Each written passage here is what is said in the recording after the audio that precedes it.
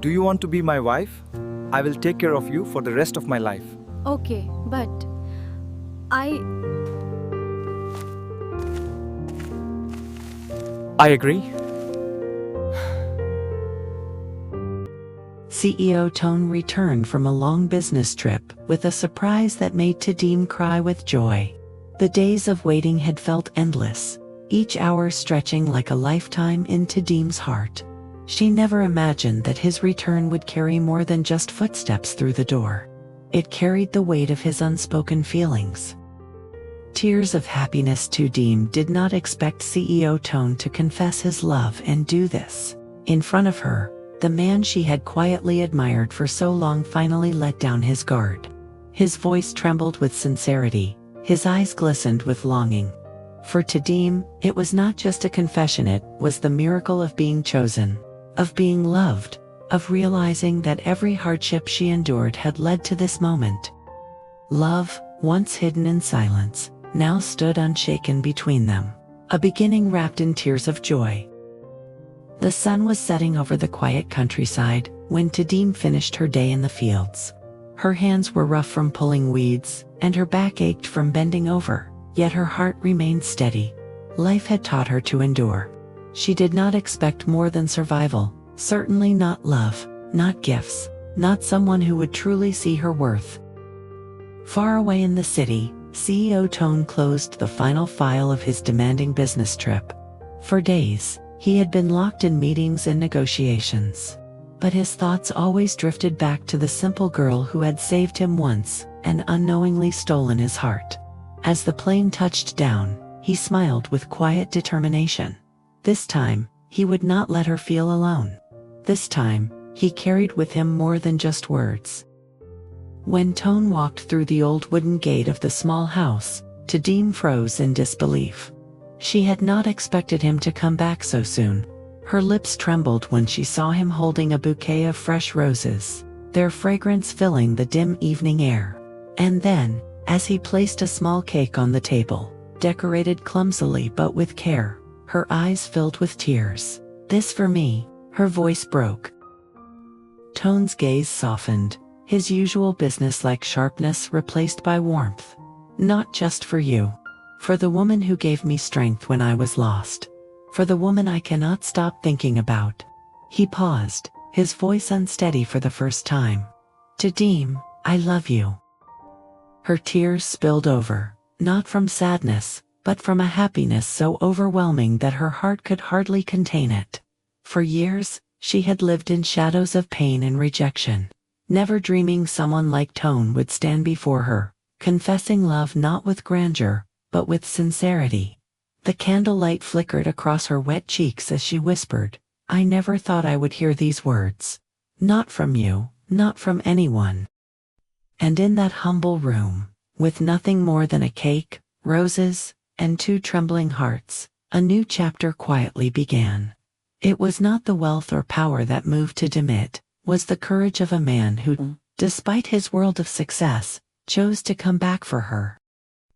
The night passed slowly, filled with laughter, quiet tears, and the warmth of a bond neither of them dared to put into words before. For the first time, Tu Diem fell asleep without fear, her heart still trembling from Toan's confession. When dawn broke, the golden light slipped through the thin curtains and touched her face. She woke to the sound of soft footsteps. Toan was already awake, standing by the small wooden table, arranging breakfast he had brought from the city: fresh bread, milk, and fruit. She sat up, shy but curious. "Why are you doing all this for me?" Toan turned, his eyes calm but full of determination. "Because I want you to know that my feelings are not just words spoken in the night. Tu Diem, you've lived too long thinking you don't deserve care or happiness. But to me, you deserve more than anyone I have ever met." Her throat tightened. She lowered her gaze, fingers twisting the edge of the blanket. "I'm just me. I have nothing to offer you. No wealth, no status, only scars and a past I wish I could erase." Toan stepped closer, gently lifting her chin so their eyes met. "Do you really think I care about those things? The world I live in is full of people who chase wealth and power, but none of them gave me what you did hope. You saved me when I was lost. And since that day, I knew. I wanted you in my life." Her tears returned, but this time she did not try to hide them. She let them fall, because with every word, Toan was washing away the years of pain she had carried. "I don't know if I can be strong enough for your world," she whispered. "You don't have to," Toan answered softly. "I will be strong for both of us. All I ask is that you stay by my side, and let me take care of you. Not because you need saving, but because I want to love you freely." In that moment, Tu Diem realized the truth. Happiness was not something she had to chase, it had come to her in the form of a man who, despite all his power, was willing to kneel down and offer her his heart. The morning light glowed brighter, and for the first time in years, Tu Diem allowed herself to smile. Smile not born from endurance, but from the fragile, beautiful seed of love, finally taking root. Days passed gently in the countryside, each one weaving a new thread of closeness between Tu Diem and Toan. She had grown used to seeing him bent over the small vegetable patch, clumsily helping her plant seeds, his polished shoes replaced by muddy boots. Sometimes she laughed at the sight, sometimes she simply watched in silence, her heart warming at how easily this man of power chose to lower himself into her simple world. But Toan knew he could not stay hidden forever. One evening, as the cicadas sang and the lantern in the small house flickered, he reached across the table and took Tu Diem's hand. "Diem," he began gently, "you've given me peace here. But I don't want this to be just a secret corner of our lives. I want you to come with me, back to the city, back to the world I live in." Her eyes widened, fear and doubt flashing across her face. "The city, Toan, I don't belong there. People will judge me. They will say I'm not worthy of you." Toan's grip tightened, his voice firm yet tender. "Let them say what they want. I don't need their approval. What matters is us. I want to protect you, to give you a place where you don't have to fight alone anymore. Please trust me." She looked away, the memories of humiliation and rejection from her past whispering in her ear. Yet when she turned back, Toan's eyes held a fire that silenced every doubt. It was not pity, it was love, steady and unshakable. The next morning, a sleek black car waited at the edge of the dirt road. Villagers gathered, curious and astonished, as the CEO himself loaded Tu Diem's modest belongings into the trunk. She stood quietly, clutching a small bag, her heart pounding with fear of the unknown. But when Toan extended his hand, she took it. Step by step, she climbed into the car beside him. As the countryside faded behind them, Tu Diem pressed her forehead against the window, her eyes misty. She was leaving the only world she had ever known.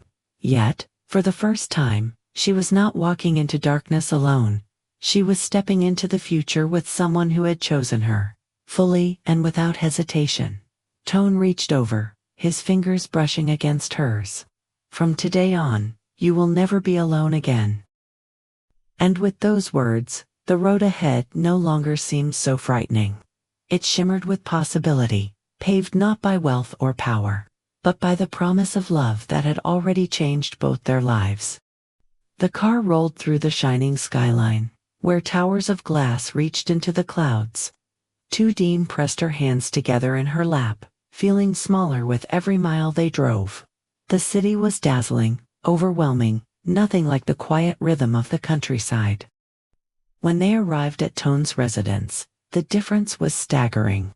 Marble floors gleamed beneath the golden lights, and the vast living room stretched larger than the entire house she once called home. Tu Diem hesitated at the doorway, afraid to step further. Toan noticed her hesitation. He walked back, gently resting a hand on her shoulder. "This is your home now," he said softly. "Not just mine." But comfort did not come easily. That evening, when Toan's mother arrived unexpectedly, the atmosphere shifted like a storm breaking across clear skies. The elegant woman's eyes narrowed the moment they landed on Tu Diem, dressed in simple clothes and holding herself timidly. "Toan," she said sharply, "who is this?" Toan's jaw tightened, but his voice remained calm. "Mother, this is Tu Diem. She is the woman I love." The words stunned Tu Diem more than his mother. Her heart pounded, both from joy and fear. But the older woman's reaction was not joy. Instead, her face hardened, her tone laced with disbelief. "Love, with her, a girl from the fields. Toan, do you realize what people will say? You are a CEO, your future, your reputation. How can you throw it away for someone like this?" Each word cut into Tu Diem like a blade. She lowered her eyes, shame flooding her veins. She wanted to disappear, to melt back into the soil of her old life. But then, Toan did something she had never expected. He stepped forward, shielding her with his presence, and spoke with unwavering strength. "Mother, I have spent my life building wealth and power, but none of it matters if I can't choose who I share my heart with. Tu Diem is not beneath me. If anything, she is the reason I stand here today with the courage to fight for what I truly want." The silence that followed was thick with tension. His mother's lips pressed into a thin line, her pride unwilling to yield. But Tu Diem, trembling, finally found the courage to whisper, "Maybe I should go." Toan immediately turned to her, his voice gentle yet firm. "No, Diem, you stay. If anyone leaves tonight, it won't be you." Her tears welled again, not from weakness, but from the realization that for the first time in her life, someone was willing to stand beside her against the world. In life, we are often taught to measure worth by status, wealth, or appearance. Society whispers that happiness belongs only to those who meet certain standards, while others are left to believe they are undeserving of love. Yet the story of Toan and Tu Diem reminds us of a deeper truth. Love is not bound by material measures, but by sincerity, courage, and sacrifice. Tu Diem, a girl from the countryside, carried scars of rejection and poverty. She never imagined someone like Toan, a successful CEO, would see her as more than just a shadow of hardship. But Toan's choice revealed that true strength lies not in protecting reputation, but in protecting the person who holds your heart. His willingness to stand against even his mother's judgment showed that love requires courage to defend what others might never understand. From Tu Diem's tears of joy, we learn that the smallest gestures of genuine care, a birthday cake, a confession, a hand held in silence, can heal years of pain. From Toan's determination, we see that real love is not about rescuing someone, but about walking beside them, sharing burdens, and building a future together. The lesson is clear. Happiness is not about finding perfection, but about finding someone who chooses you, again and again, despite the obstacles. And perhaps, the greatest gift we can give or receive is not wealth, not power, but the unshakable assurance, you will never be alone again.